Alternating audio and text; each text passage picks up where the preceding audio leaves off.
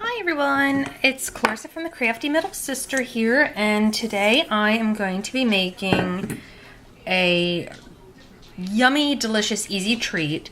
When I used to do craft shows, when I had my Clarissa's Crafts business, I would do craft shows at high schools and, well, various schools and churches and that kind of stuff. And I would come across these two women who made the most delicious homemade candy. And they made these homemade peanut butter, marshmallow, chocolate covered things that were delicious. And I'm gonna recreate that today, and you get to follow along. All right, so what we're gonna take is we're gonna I think I'll start with the graham crackers. I crushed a 1/3 cup of graham cracker crumbs. And I just rolled it with my rolling pin.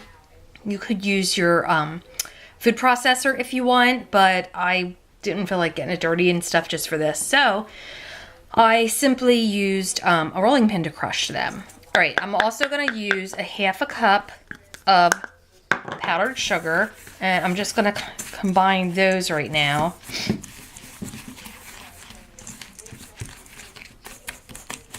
Now, basically the idea is to thicken up our peanut butter so that it's not the consistency of fresh out of the peanut butter jar consistency, okay? We want to try to thicken it slightly so that we can spread it over our marshmallows.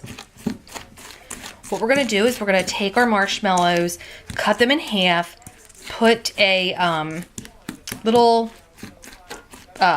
swath of peanut butter on the marshmallow, close it up, and then dip it in chocolate. All right, so now that that's mixed up, we're gonna take a cup of peanut butter, and I'm using creamy. You could probably use the chunky kind. I myself don't like chunky peanut butter. I mean, if you like chunky peanut butter, go for it, but I like the peanut butter to be smooth. All right, so what we're going to do is we're going to try to incorporate the sugar and crushed graham cracker crumbs into the peanut butter. Okay, I'm back again. I had a slight malfunction with my camera. The battery ran dead. So anyways, I'm incorporating the graham cracker and powdered sugar into the peanut butter. And as you can see, it's getting thicker, and that's what we want. We want to be able to spread the peanut butter onto the marshmallow, but have it so that it has some stiffness to it. That way it's not mushy like peanut butter typically is. All right, so this looks really good. Okay. Finish the last couple bits that are down here that don't want to get mixed in.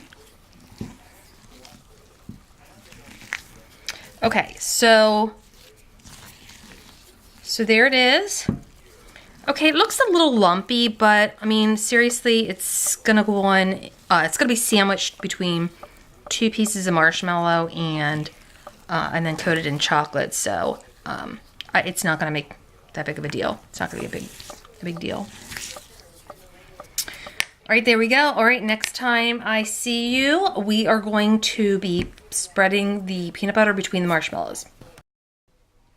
All right, it's time to start spreading our peanut butter mixture onto our marshmallows. All right, so I got the big campfire marshmallows only because the little ones I didn't think would make as good of a treat. I just thought they were too small for this little project. All right, so what I'm gonna do is I'm gonna put a nice thick coating inside the marshmallow. Okay, and you can make it however thick you want. I want it so that when I bite into it, I know that there's peanut butter in there. Okay, so however much you want to do is fine. All right, and then we're gonna seal it. I'm gonna close it up, okay? And then I have already lined a sheet with wax paper. Now, let me just make sure that you can see that. So, for some people, that might be too big, and it is kind of huge. Okay, and then on to the next one. Now here, I wanna give you a little tip. Okay, when you are cutting your marshmallow, okay, I find them to be very sticky, and anybody who's worked with marshmallows knows that. So I just took a little bit of butter spray that we use for like frying eggs and stuff, and I put a little on my pan and then my finger, and then I'm just using it to put on my knife, and it kind of cuts through the marshmallow a little easier. It's not quite so sticky. Okay, I'm gonna take some peanut butter, spread it on my marshmallow.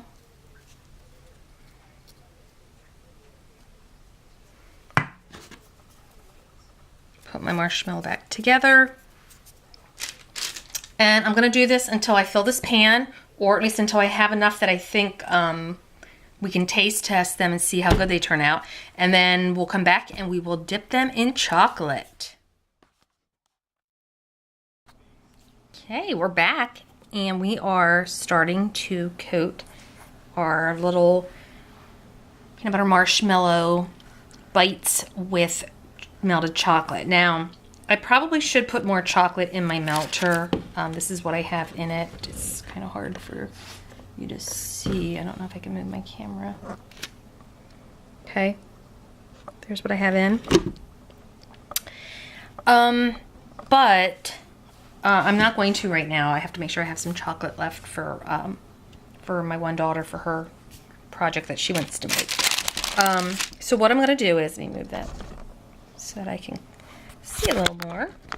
Peanut butter with the oil content in peanut butter, sometimes if you have a hole left in your chocolate after dipping peanut butter, the oil can surface, and it's not a big deal. It doesn't affect anything. It just causes the oil to seep out, and sometimes it can harden depending on where you keep whatever you've dipped. But it's really not that big of a deal, so don't be panicky if you see it. But I just kind of wanted to say something so that you do know that that is a possibility with the peanut butter. Okay, I'm doing a horrible job at coating this.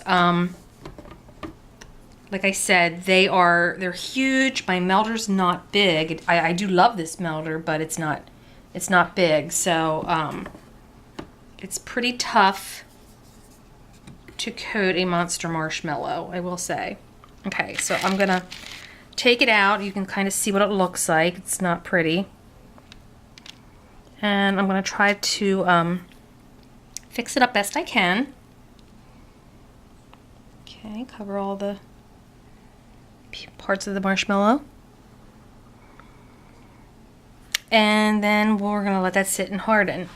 Now, this is a Wilton Chocolate Pro melter. They don't make this style anymore, but you can get the newest style, which is pretty cool looking. I think it's purple and white. You can order it on Amazon. You can get it at AC Moore or Michael's, wherever. I use mine all the time. I do use the meltable chocolate wafers that they have at AC Moore. I find those work great. I've not used any other kind. And as far as dipping goes, this is the cake tester that I use. This one, I think, if I'm not mistaken, was from Pampered Chef. And I do use a lot of Pampered Chef products. I'm not affiliated in any way, but I use a ton of their products and I love them. This is part of it was a 3-piece dipping set that I had purchased from AC Moore. Came with 2 other pieces. I think they've both broken, but this one you can kind of scoop in, the chocolate runs through, and then you can put it on your tray. One of the biggest things that I make, one of the most popular things that I make, is the peanut butter balls dipped in chocolate, and I find my cake tester to be the easiest thing to use. Or one of these forks. They're like an old-fashioned fork that came from my grandma. So they're skinny, which makes it easy to use. And what I'll do is when I'm making, say, like cracker crowns, okay, I'm taking oyster crackers and throwing them in my chocolate, which is delish. I'll throw them in, swirl them around, and then scoop them out. Knock the chocolate off the bottom, and then put them on there to harden. Another thing that I have experienced when melting chocolate is that if you keep your melter on melt instead of warm, sometimes it makes the chocolate kind of seize up. So after you've gotten it melted, make sure that you turn it to warm, because you don't really need it on that high of a temperature the entire time. Another thing that you want to keep in mind with chocolate is that melted chocolate and water typically do not mix. So keep any kind of water away from your melter. Okay, I'm going to pull this guy out. Okay. See if I can grab a hold of him. Okay, he doesn't look too bad. I mean, they're certainly not pretty. I would not probably take these anywhere and show them off, but if I do come up with a better way to coat these monsters, I will let you know. I'll see if I can finish a few more here, and when I come back, I'm going to have one of these babies hardened up. We're going to slice it down the middle and try it and see how they turned out. All right, be back soon. All right, here is the finished product. Okay, it's not beautiful, but looks are only half of it. Let's see what this thing tastes like. I put them in the fridge for a little bit. Okay, here we go, cutting into this daggone marshmallow again. Okay, this is what it's gonna look like inside. Okay.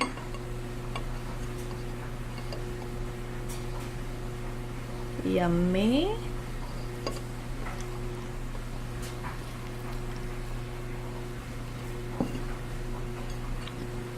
Falling apart.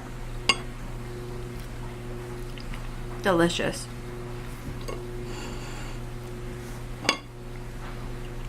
Okay, you're gonna have to try them because it is really yummy. Awesome, delicious, and super simple to make. All right, till the next time. See ya.